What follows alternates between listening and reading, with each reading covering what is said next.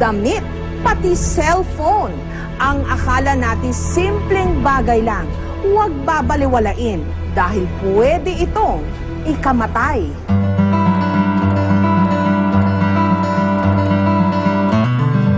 Punong-puno ng kulay ang buhay ni Jess. Isa kasi siyang pintor. Pero ang iba't ibang kulay ng pintura na gamit niya, siya ring dahilan ng paghihirap niya ngayon. Ang mga kamay kasi ni Jess, inaatake ng animoy salot na unti-unting ngumangat-ngat dito.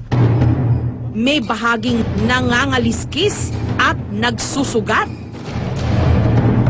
Si Jess kasi nagkaroon ng contact dermatitis. Naturingan mang pintor, allergic pala siya sa pintura. Di ako naniniwala sa kanya una Eh siyempre, tagal na ako nagpipinta ba't ngayon lang ito nag-react? Merong time na talagang kakamuti mo kasi nag-i-irritate parang gano'n. Parang masarap kamuti na masakit. Nung una, hindi raw pinapansin ni Jess ang madalas na pangangati ng kanyang kamay hanggang lumala ito. Minsan nadadala sa gamot o minsan nadadala sa ointment o gano'n. May possible na daw sa weather o yung continuous use of liquid.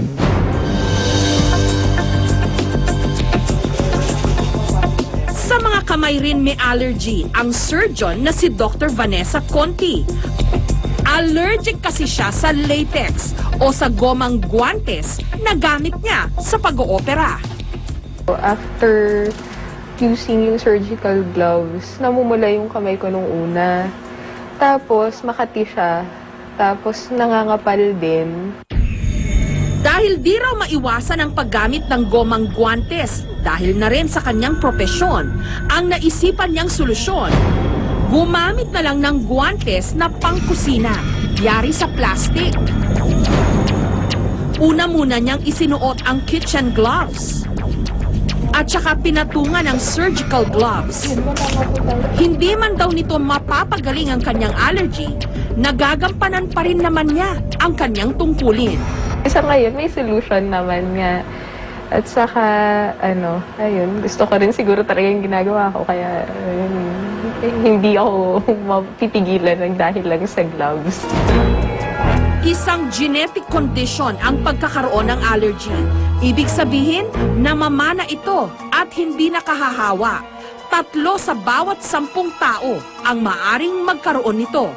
Ang allergy ay isang reaction ng tinatawag na immune system sa isang allergen o bagay na maaaring mag-trigger ng allergic reaction, na maaaring mag-cause ng pamamaga or inflammation ng mga lining ng blood vessels na pumupunta sa skin.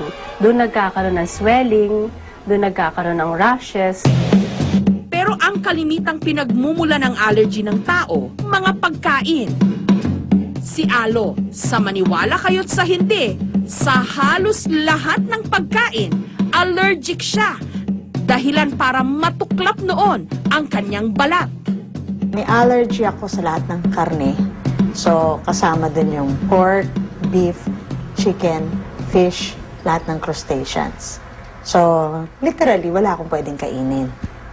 Tapos may allergy ako sa itlog. So, wala. Puro gulay lang talaga. Dahil sa kanyang allergy, tuluyan na siyang naging vegetarian. Kaya naman ang itinayo niyang restaurant, puro gulay ang inihahain. You have to decide whether gusto mong mangate o stop mo yung craving mo. Pero ngayon, healthy ang lifestyle ko. Sa maniwala kayo't sa hindi, pati nga raw sa cellphone at iba pang high-tech na gadget, pwedeng pagmula ng allergy. Maraming mga bagay made of nickel. Probably mga gadgets, mga instruments na ginagamit natin. Kaya naman ang ilang mga produkto ngayon, katulad ng sabon, kutsyon, diaper at pabango, ipinagmamalaking hypoallergenic o may sangkap na pangontra sa allergy. Allergy has no cure. No? Because sabi nga natin, it's genetic, it's in our genes, we can't remove our genes. No? Susunod, sa pamamagitan ng patch test, malalaman kung saan pa may allergy si Ek